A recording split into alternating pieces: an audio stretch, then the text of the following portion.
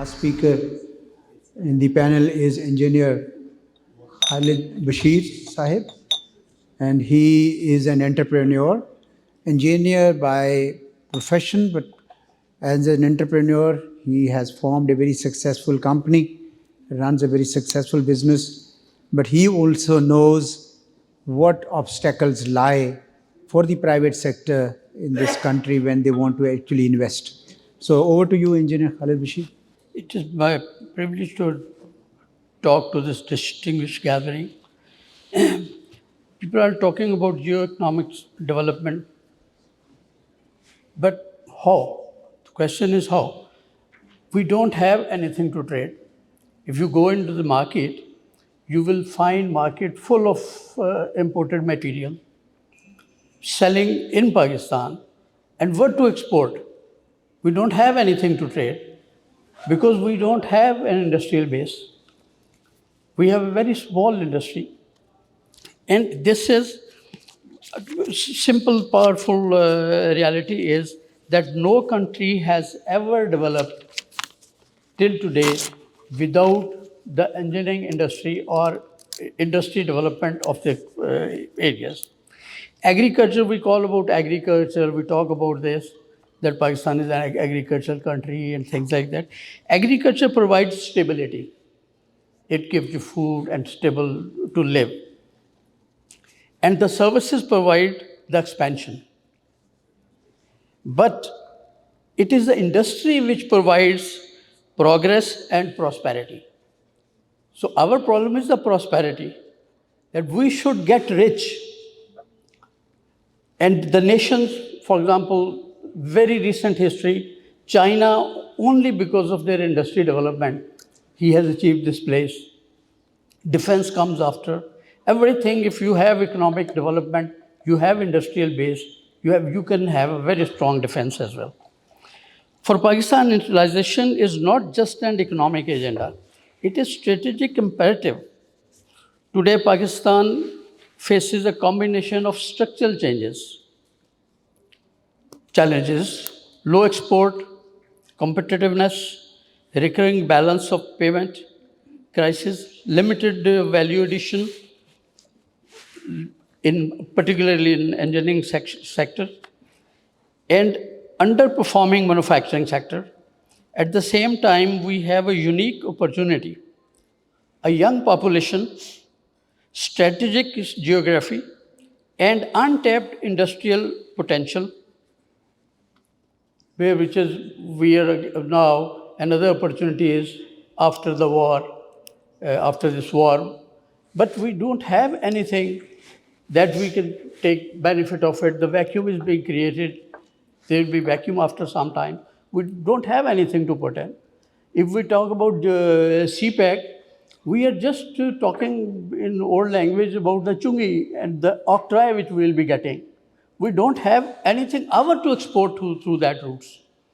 Rather, it will be invasion from outside, that through those routes, the products from the other countries will flood in. So we have to have our industrial development to use this CPEC and all this. We are to bridge the gap between the potential and the performance. There is a potential. We have manpower, but what we don't have is the performance. So I present here policy-focused framework, key pillars that require our urgent attention. The first one is the policy consistency and credibility. Industrial development requires long-term commitment. Investors do not operate on annual policy cycles. They think in decades. Frequent changes in tax structures, import duties, and regulatory regimes have historically undermined investors' confidence in Pakistan. Then we must have institutionalized a long-term industrial policy framework. Short terms we already have, but we should have a long-term policy framework protected from the political discontinuity. This is a very important point, that political discontinuity of the government, change of the government changes the policy, the basic policy, economic policy of the country. So that is the major issue, that our policy should not change. This includes predictable tariff regime, stable incentives, and clear sectorial priorities. Policy credibility is in itself an economic asset. Secondly is competitive and reliable energy policy. We have so many energy policies. One time they told, well, we can shift very easily and we should shift to the CNG. So a lot of investments went into the CNG for the cars, for the industry, for everything. And all of a sudden that discontinued. So billions of rupees wasted. Rather, it was a foreign exchange, because in the beginning, when you shift to some other system, in-house capacities and capabilities are not there. So to achieve those, you have to have 4 or 5 years, and then you develop locally. In the meantime, you import everything. So in that case, we imported machines, we imported gas stations, we imported car kits, we imported industrial installations. And by the time we were able to do it and move further, the policy gone. And all that money was wasted. And the recent example is the solar. Government gave a lot of incentives, asked the people to go into the solar, and once they are into the solar, now they are putting on different taxes and they're discouraging all that business. So policymakers must shift focus from short term. Most of the time, we are firefighting in our economy. Actually, we should have structural reforms. Rationalize energy tariffs for industry, reduce transmission and distribution losses, encourage captive and renewable energy solutions, align energy pricing and regional competition. Our energy prices are high as compared to our neighbors. So our cost of doing business goes up. So our prices are not competitive anymore. Third is industrial infrastructure and special economic zones. We talk of rather a lot of talk about our industrial zones and all that areas, but we don't have the facilities where we should have a plug and play infrastructure type. That industry, somebody wants to put an industry, should go and plug it in and start industry. We have to go to more than 32 different organizations to get permissions and to get licenses and so many other things. That to start industry will take 1 to 2 years. Completion is a separate issue. When we do regular facilitation, there are about 39 agencies who regulate industry. So there should be such organization in which that should regulate the industry, and others should be taking their part out of one place. The third one is another one is the cluster-based industrialization. Our industry is spread at different places, type of industry. Whereas if the latest example of China is that they have, for example, if they have a battery industry, they have the whole bloody village, whole area which just produce batteries. There's a whole area which just produce scooters. So we have this type. In that case, the stocks level comes very down. Then SME concentric fiscal assistance. Unfortunately, our government takes major chunk from the banks as a loan. So banks are left with very little amount to give loans to the industry, and that too, big wigs, they take the most of it. And for SMEs, we don't have much. So we should have this arrangement to finance SMEs. Human capital and skills alignment. We must reform technical and vocational education system. We have very young generation, about 68%, but they are unskilled.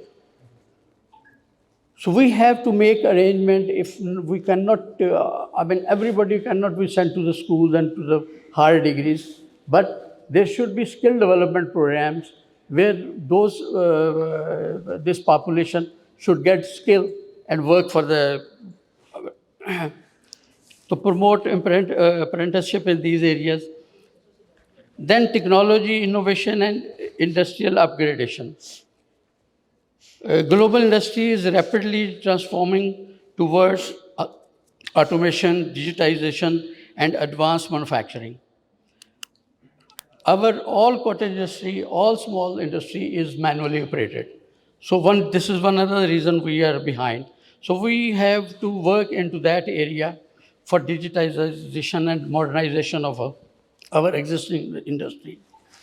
So we have a national strategy for that. Technology adoption, research and development incentives, support for engineering and high-value manufacturing sector.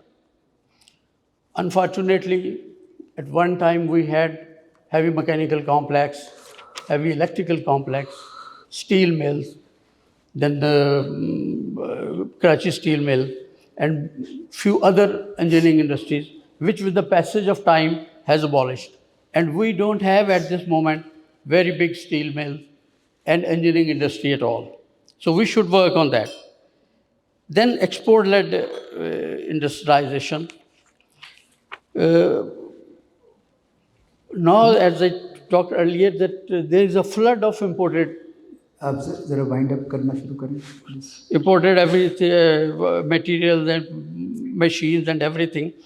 For this, we should have competitive exchange rate management, reduction in cost of doing business. So reduction in cost of doing business is another subject, a big subject. Then we should have ease of doing business. This is another very, sensitive issue that India has in doing ease of doing business.